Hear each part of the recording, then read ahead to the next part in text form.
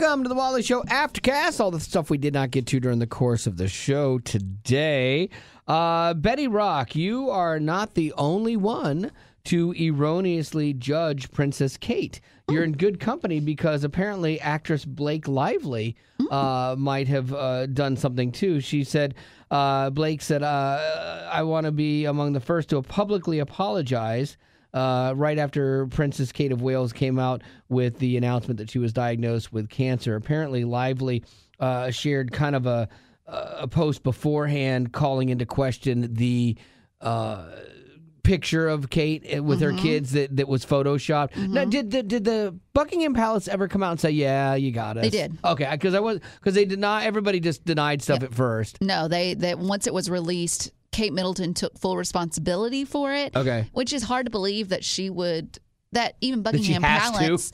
Well, that Buckingham Palace would let her do the photoshopping of a family photo and then release it onto their Instagram. Like, that just feels kind of odd. But anyways, they actually put a kill order on that photo. Like, that meaning don't ever use it. Oh, really? Because it was that bad. Oh, wow, because it was really good Photoshop work. Like, no, it wasn't. You don't think so? No, after I read a whole article that had like 12 or 15 different things that were wrong with it. It looked like it's close to one of those AI photos. Really? I just saw it in passing. I just saw it in passing and was like, oh, this the picture. hands look weird. Some patterns are mismatched. Oh, really? You'd have to look closely. Okay. Yeah, but things don't match. Oh, because the one thing I saw was somebody broke down, they highlighted her face and then put her face split screen with the face that the photo was actually from. And they're like, the odds of her having the exact same shape, face, everything. That was one of many. Right. So that was one thing, though. I was like, oh, that was actually good. So I didn't see the rest of it because I just looked at it so fast. Well, she says, I made a, this is what's funny. She goes, I'm sure no one cares today, but I feel like I need to acknowledge this. I made a silly post around Photoshop fails. And, and in my frenzy to post that post, it has me mortified today. I love that she's like, I'm sure no one cares about this. Oh, yeah, people care. People will cancel you so fast. But she's like disarming the argument going into it, which I thought was cares, great. But yeah. But also people are calling out Kim Kardashian because she was also on the bandwagon. Oh, she was? Yeah. But she hasn't apologized yet that I know of. Oh, really? There were a lot of you. Like, you guys, were like, we're going after this lady. Oh, my gosh. You so want to judge. I will say this. Betty brought this up. She brought a good point up off the air, like in the office. She said that the rumors of him cheating and the rumors of her having a cancer diagnosis, they could both be true. Like, just because one is the cancer diagnosis basically doesn't negate the other rumors, but it makes you a horrible person if you are going forward with those, you think.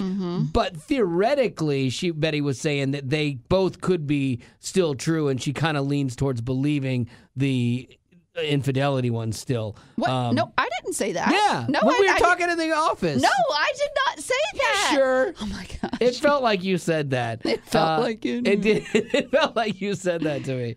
Oh, maybe I'm wrong. I don't know. Here's a weird thing. There are. Okay, this is where I think we're getting it wrong on the right. Okay, so several drag queen story hours.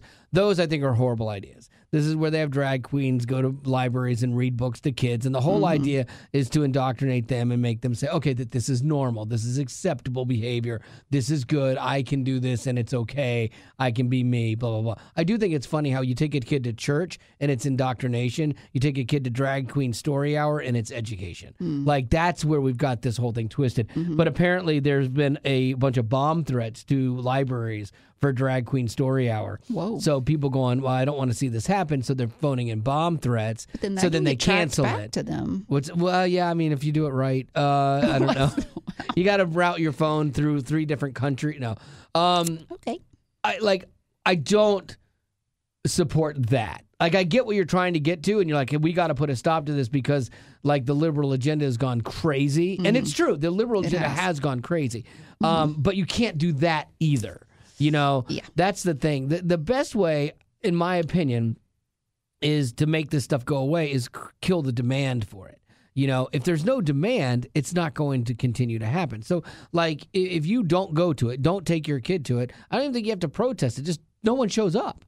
And then you got a drag queen there just standing there reading books, like, okay, to themselves. Now you'll definitely have the liberal people that are going to show up because they love it and they think it's great. We have a friend of ours that's so unbelievably liberal. She's like celebrating the fact that my 8-year-old is non-binary. You're destroying your child. And that's the thing that they don't understand. Like Betty had pulled a thing about millennials saying that they're like, think that their parenting style is so much better than their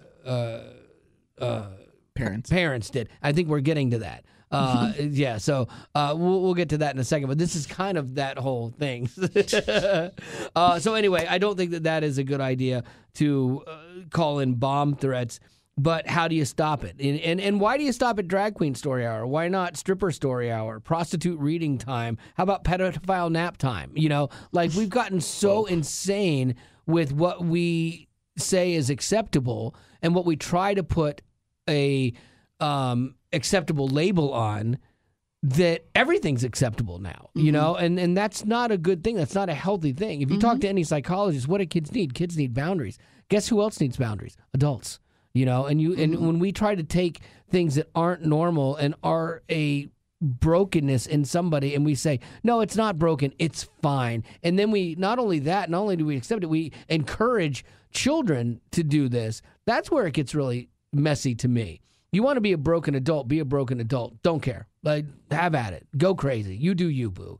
But when it starts being mandated, legislated, and pushed into kid spaces, kids don't need that. They got enough going on in their worlds, And the fact, there's this one guy on TikTok that's always posting stuff. He's always eating, and he posts these really right-wing things, but I find them funny. But he's like, a 20-year-old can't drink, but a 20-year-old can't drink, but an 8-year-old can choose their gender. And when you put it in that context, you're like, absolutely. Why can't a 20-year-old drink? Because they're not 21. And why is that? Because they said, well, you're not mentally formed enough to make good decisions while you're drinking. So you say an 8-year-old can then choose their gender? They somehow have the forethought or the wherewithal to do that? Are you insane? These adults, the liberal adults, and I'm on a soapbox today. I haven't gotten to do this for a couple weeks. I've been on vacation. But they drive me so crazy because no one checks them. They just run rampant, and it's like, oh, well, you're a hate-filled person if you disagree with me. No, I have an opinion, and I'm allowed to have that opinion. It's contrary to yours, but that's okay. I can still have that. Doesn't mean I'm a hate-filled hate-monger. Doesn't mean I'm wrong, And it's like we've gotten to where the side that screams loudest and then screams, for infringement the most is the side that everyone starts to listen to. But it's like, no, that's actually not true at all. We can all have a difference of opinion, and I don't have to buy into your narrative, So anyway, felt a little good. Feel better? Yeah, I do feel a little better, actually. Good, that was fun. Let's get on with yours. Oh, this one's just going to usher you right back in. Oh, I know. I'm right in. I'm ready to go. So millennials are saying that they are better at parenting than their boomer parents. You're not. So a couple of ways that they think they're being better is, one, gentle parenting. Gentle parenting is a style that, quote, guides children through the decision-making process without the parents setting demands and rules. And saying no. I love when psychologists are like, don't say no. Don't say the N-word. No to your children is bad. Are you insane? I've seen it in public, in the real world, a person with their kid melting down and the parent be like, make good choices. How are you feeling? And I'm just over there laughing. I'm like, you act the fool, man. My dad would have yanked me out of that store, Yeah, I've seen TikTok videos where it's like a mom who claims that she's on social media that she's a parenting guru or whatever. And she says, you see her daughter in the background, and she's turning the lamp light on and off, and she wants her to stop. So she said, what I do is I just ignore. We don't feed the bad behavior. We just ignore. But then you see the kid just, and then it flips to another mom, and she she acts like she's about to backhand her kid with a flip-flop. She's like, I said no! Yeah, a shoe would have hit me in the head. And I came out okay. I came out actually respecting people, The best was, here's my favorite thing ever. This actually happened to me. This is not an internet story. This is not a rumor. This is not something that's on Snopes. I literally watched this happen. I was in line. It was here in Nashville. I had just moved here. and there was this lady. We're at the movie theater. We're in line to pay for tickets. And this lady's kid is going nuts, just being a tyrant. I wanted to smack this kid, being disrespectful and just being a little jerk. And so I'm like, man, I'm starting to get antsy because it's like frustrating me so much. All of a sudden, this other lady smacks this kid and goes, "Boy, don't you treat your mama like that!" Like just wallops him. And so I'm like, okay, it's the kid's grandmother. It has to be. And then as I'm standing there, the mom looks at this other lady and goes, "Thank you so much. He is just out of control, and I don't know what to do. I'm at my wit's end." Turns out they don't even know each other. Like, this other lady smacks this kid, tells him to straighten up and act right, and the mom thanks her. I'm like, what in the world? Yeah. This is the best state ever. I would love to see you have the job I had previously at the daycare, because there you could not spank or you couldn't even put them in timeout. You couldn't say no to them. So you had to redirect. So instead of become a bad word, you know? Like, I know. Like we tell women that all the time. No means no. Why don't we tell kids that? No means no. Stop. I don't know. But you would have to redirect. So the best example I have is I had a kid that was biting other kids in the class. I would have bit him. And so instead of doing that, what I had to say was, let's use our teeth for biting food. Our friends are for hugging. You cannot say, "Do not bite," or "I'm going to smack you upside the head," or "I'm going to put you in timeout." Could not do that. Yeah. You have to redirect. My neighbor's and if you have kid- any discipline issues, you need to take those up with the parents. My Parents neighbor's need to kid handle used to it. bite her all the time. She got so mad about it one day, she bit him back. He never bit her again. And he turned out to be this great kid. He's doing well, like successful, Yeah. and so you're like, It's so frustrating. yeah. I do think that there is a balance between, because I don't think that all the old ways are good. You know, like I. Well, can I get to some of Please, those? yeah. Because we're only at number one. Oh wow, that was fast. Yeah. So another one is being present with your kids. I Sure. think that this is something that I would agree with. Millennials do seem to have it better Yes. than boomers. I agree. Boomers seem to be able to put their job ahead of their children.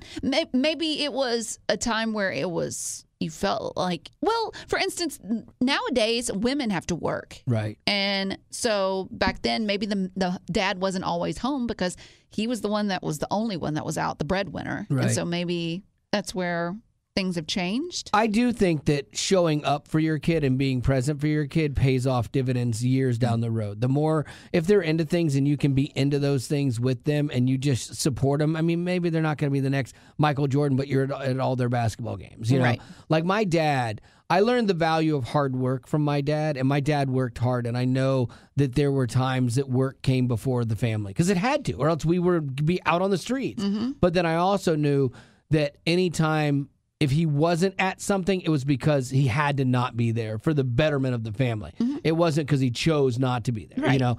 And when he was there and he was able to, he was always there, mm-hmm. you know? And so I do think you're right that,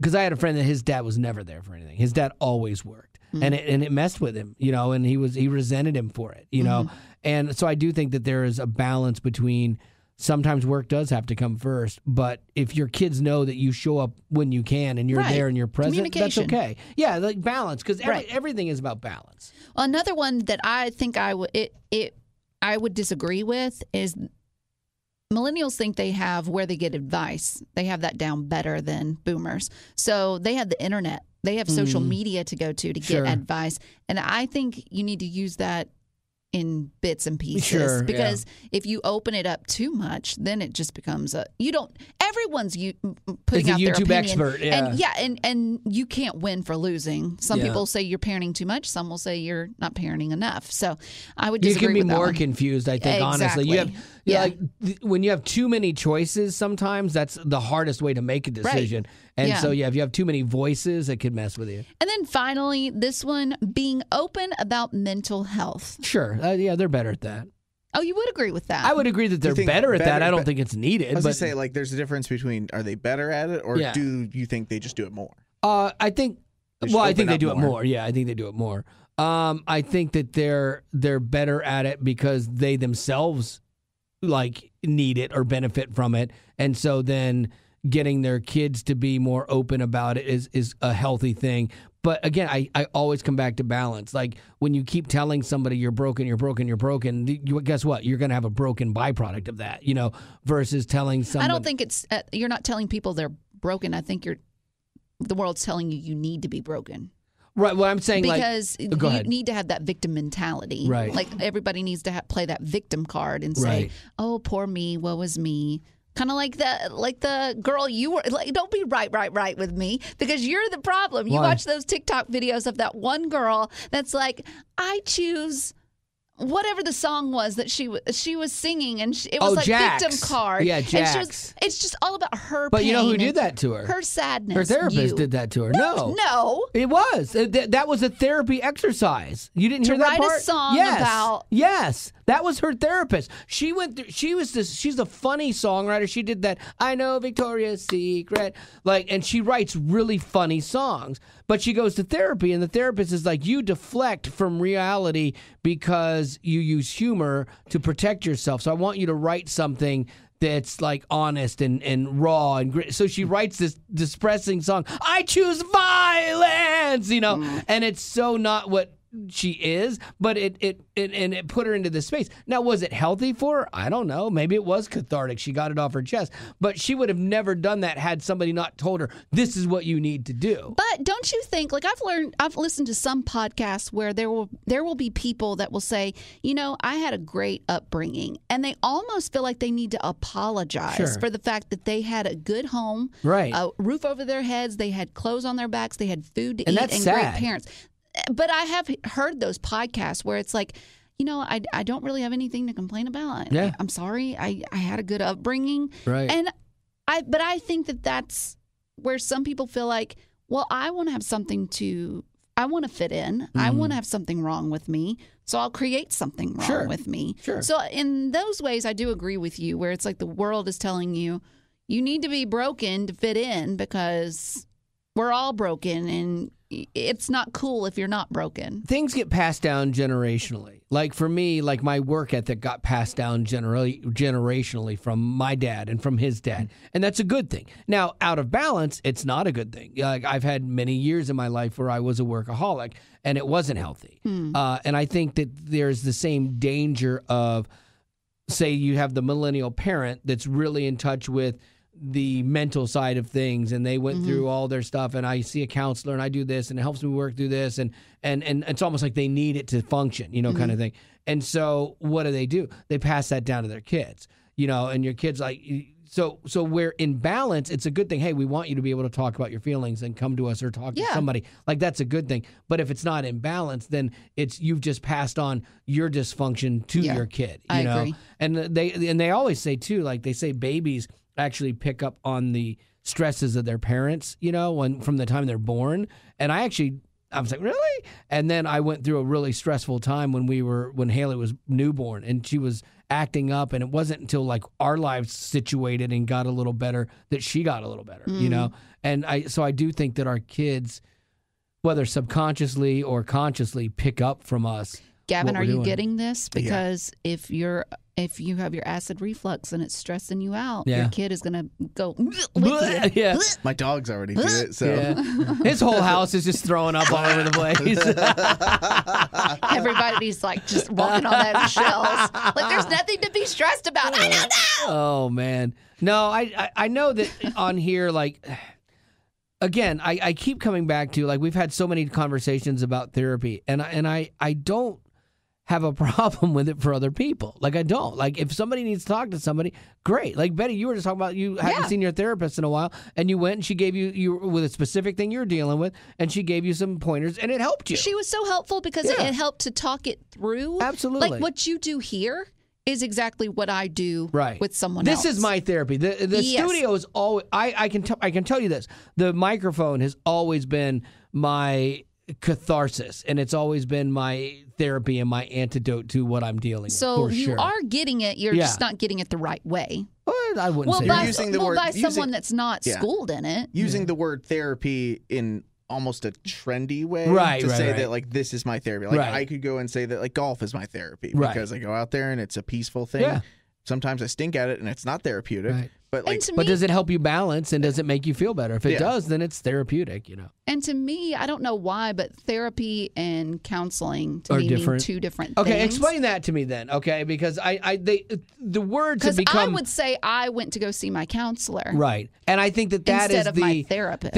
Even you inside of this world, you're like, I don't want to be seen as I went to a therapist because that's for broken people. I think it's the context, the subcontext. Counselors. I got a friend that's just helped me work through stuff. Yeah. Therapist is, oh my gosh, that person's a mess. And so I think that even inside of the world that you live in and accept is there are degrees of this as well. And there may be an actual Webster's dictionary difference between the two. I don't know. Like a psychiatrist can prescribe medicine. And yes, that's a completely different thing. A psychologist cannot. Right. And a therapist, I don't know where they land. Yeah. So to me, a counselor is, like, for instance, I realized there was something that was bringing up some stress for me and some weight, some anxiety.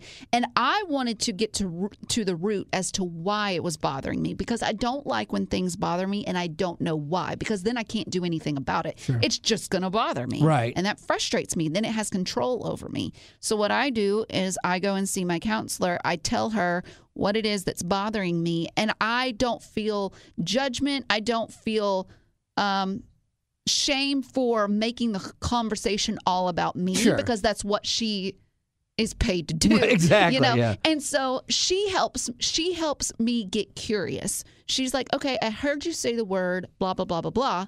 Why do you think you said that? Right. And then that helps me think about it. And I'm like, well, it might be because it makes me feel this way. And then ultimately, and that's exactly what happened. When I was able to go and see her, I was able to get to the root cause as to why I feel the pressure that I do, why it's causing me stress. And then I can go home, I can pray about it, I can journal about it, and I can really dissect it on my own time and really get behind it so that it doesn't have control over me. Because that's not how we're meant to live life in the first place. Mm-hmm. No, I get it. I will say that Google search on Psychology Today says that counseling tends to be shorter term, goal oriented, and addresses concrete, specific life challenges. By contrast, therapy tends to be longer term, more exploratory and holistic, and treats mental illness. Okay, so then I would say mine was a counseling situation. Right. So it sounds like therapy is more of like, I'll see you this time next week or this time in 2 weeks. Counseling can be good for... Or counseling is just a call like you said, a sounding board, potential, someone who can help you through maybe that one thing or that little thing you're struggling with. But that definition actually did draw a very distinct line where it mentioned mental illness. Yeah, it's not, if you follow this definition, you don't see a counselor because you have a mental illness. You see a counselor kind of like in the way that you did, where you just went to get a little bit of somebody's. Again, and a trained perspective, perspective. Yeah, an outside perspective. Whereas therapy is some place that you would go when you're going through a really bad depression or anxiety, and you just need to talk about, or like a death in the family or something like that. Like that's something that's going to stay with you when you're grieving, and so that would be someone you would probably need to see a therapist for. But in my situation, a counselor and a therapist, she's this one in the same, so she can see me for either one, whatever my needs are. But and in the past, she has seen me for therapy. But currently, for the past couple of years, thank you, Jesus, it's just been counseling. Tune-ups. Yeah. Check-ins. Just when I see something that's bothering me, I can just go to her and get some outside resources. It was good that you were proactive on something, and because it was bothering you, you're like, oh, it's like going to the doctor, for a sore shoulder. Right. But see, that's the thing. Like, if you expect me to get my head worked on, you're not gonna go. I'm not even getting my shoulders worked on. There could be and a cancerous growth, another head growing out of his head. Exactly. And he'd still, that's fine. Yeah, I don't use my head for much. And so my arms, I use that for a lot of stuff, and I still won't get those fixed. We got to go. 3 minutes, We got 4 minutes. All right. Well, that's going to do it for your Aftercast for today. Thanks for being a potty. Did anyone have a birthday? If just a quick... Oh, no one had a birthday. I wouldn't have done that had there been a birthday. No, I appreciate that. Yeah. We do have questions, but we can get to those later. Another day. All right, that's going to do it. Bye. Bye. Growing up in poverty has never been easy for children, but with the added challenges of the pandemic, conflict, and natural disasters, families around the world are facing an unprecedented food crisis. Unfortunately, those who are already hungry are now even more desperate. But by sponsoring a child through compassion, you can help provide life-sustaining essentials such as food and clean water. And with your compassionate support, that child can not only survive, but also flourish. You can find out how and choose a child to sponsor when you click on the compassion banner at wayfm.com.